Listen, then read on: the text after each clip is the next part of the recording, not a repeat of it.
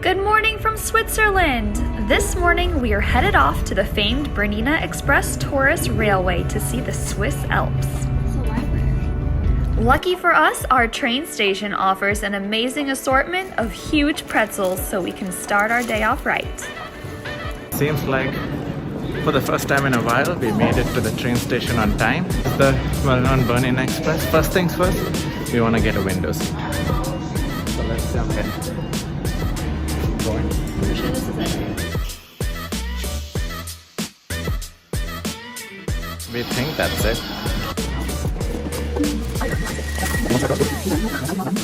Okay, that was too good to be true.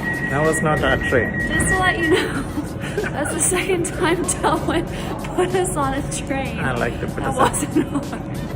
I said, how do you know that this is our train? And he looks up at the time and he goes, oh, this isn't our train. We're gonna figure it out eventually, I guess.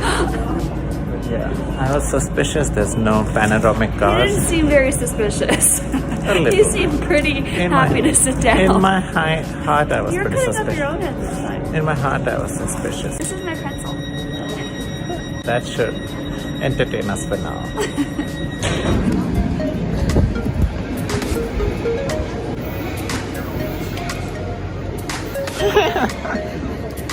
Okay, the train is here and hopefully this is the right one. But we'd never know. Sit on the side of the train.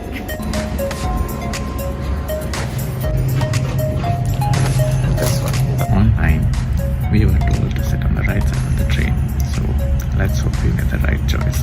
So we're here and the Bernina Express is sitting at the very front of the train. With the one advantage with sitting in the front, whenever the train turns, you can see the rest of the train that follows along and you can get some pretty good pictures.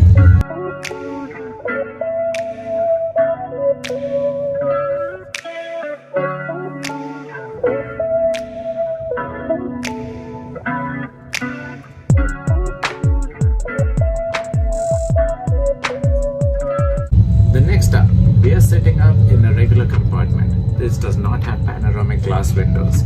So the panoramic glass windows, you gotta pay extra, like 24 francs per ticket. So that would be about 50 francs for us to get the panoramic view. But if you look at the glass you have in the regular compartment, it goes all the way up here. There's literally no mountain that you cannot see. The only part missing is the sky. And to be honest, Switzerland sun is pretty strong. You don't want to be sitting in the sun for 4 hours. That wouldn't be fun. Box of heat. But I must say, the panoramic cars do look cool. But you're not missing out much if you sit in this one. And by the way, this normal car is included in your Eurorail pass, so it's completely free. Today, our train route is from Chur, Switzerland to Tirano, Italy. This route was constructed in the late 1800s. It connects mountainous terrain using viaducts, curving tunnels through the mountains, and a unique section of track that doubles back on itself to gain elevation. There are a total of 196 bridges and 55 tunnels we'll travel through. The Bernina Express is the highest train journey in Europe. It reaches a maximum altitude of 7,392 feet above sea level and is one of the steepest railway journeys at an incline of 7%.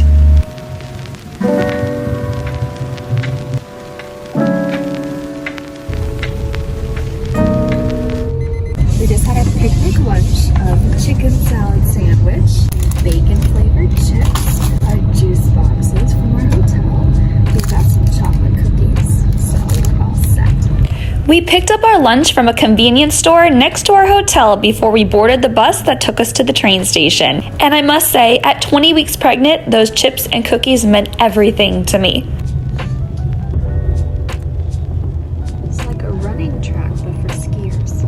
As Telwyn and I watched the terrain that these cross-country skiers were working with, we decided that is not the sport for us. And we were glad we were on the train instead of on the mountain. In our massive glaciers. The Bernina Express has a recorded audio guide that briefly discusses the sites and terrain you're crossing, such as glaciers. And speaking of glaciers, it's worth mentioning that this train, though once operated by coal long ago, is now 100% hydroelectric with zero carbon footprint.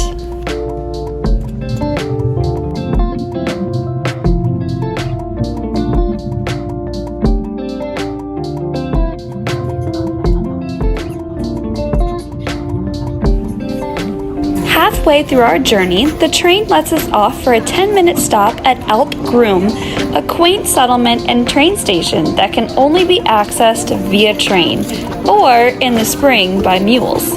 Here you can overlook the Palu Glacier and see both Switzerland and Italy.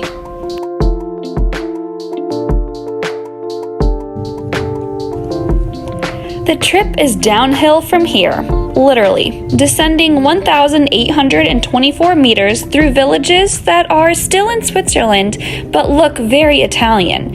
In fact, Italian is the main language on this side of the journey. If you look out here, you can see the vast mountains. We just left the snowy area. We're on our descending way. But it's been a lovely trip, and we even got to step outside and feel the breeze and the snow. I would not let Telwyn do our dip pose because it was too dangerous at the side of the cliff, but he wanted to. And with that, our journey on the Bernina Express comes to an end. Bye Switzerland, hello Italy.